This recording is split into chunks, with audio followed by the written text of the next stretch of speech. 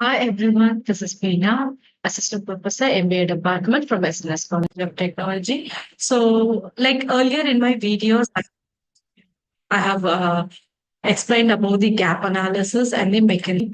One of the important concept, the GE9 cell matrix. So, this is also like one of the strategic tool which is being implemented to relate the industry attractiveness and the business strength unit. So, uh, in the G9 matrix, you can see you have a vertical axis and the horizontal axis. So the vertical axis includes the industry attractiveness. So what are all the parameters that can be considered for the industry attractiveness? Yes, the market size, the growth rate, the profit margin, the intensity of competition, the seasonality, the cyclicality, these resource requirements, the social impact, regulation, environment, opportunities, and the threats. The horizontal axis, what can be implemented or what are all the factors that can be taken into consideration is the business unit strength. So what comes under the business unit strength? Yes, the relative market share, the reputation or the image, the bargaining leverage, the ability to match the relative cost, profit margins, and fit with KSMs. So these are the parameters which can be taken into consideration as I've told you earlier. In the vertical axis, the industry attractiveness and the factors coming under the industry attractors need to be considered.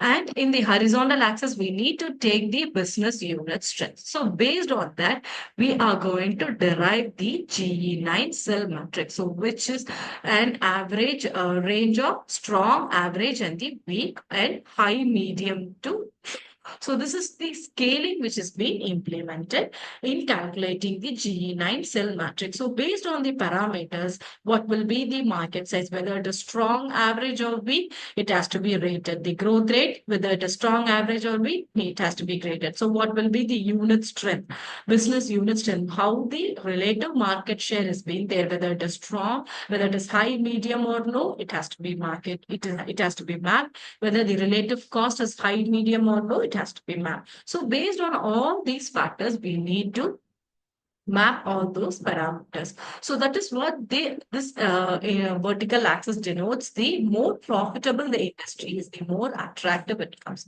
So that is why the industry attractiveness is taken into consideration in the vertical axis. So when evaluating the industry attractiveness, analysts should look how an industry will change the long run rather than in the near future, because the investment needed for the product usually require long lasting commitment. So that is how the vertical axis denotes the long run growth rate, the industry size, the industry profitability, industry structure, product life changes, changes in demand, trends of prices, the macro environment factors such as what the pestle analysis, seasonality, availability of labor, and the market segmentation. And then comes the horizontal axis, which in other words try to determine whether the business unit has a sustainable competitive advantages. So the parameters, total market share growth compared to rivals, the brand strength, the profitability of the company, the customer loyalty, the VRIO framework, the business unit strength in meeting industry critical success factors.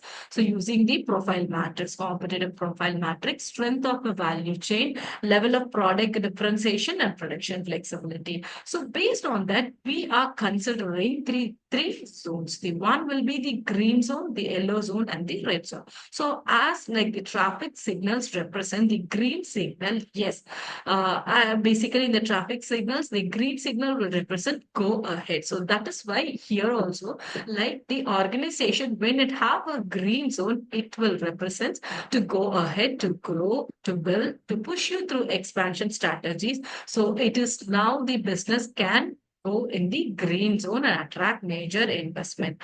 Now, as in the traffic signals, yellow zone represent please wait. So here also in the organization, you need to wait. So the cautions you wait and see whether the factors is applicable or not. So indicating hold and maintain the types of strategies aimed at stability. So wait for the strategies, how it is behaving, and based on that, you need to take your decision. And as it is in the traffic signal, the red zone implements please stop. So that here it indicates you have to adopt turnover strategies of divestment and liquidation of rebuilding approach. So you need to again rebuild your approach where it is in the red zone. As these three zones will give you a clear overview of how you need to take care of the business or the strategies in the further go for the organization performance. So what are all the advantages? Yes, it helps to prioritize the limited resources in order to achieve the best returns.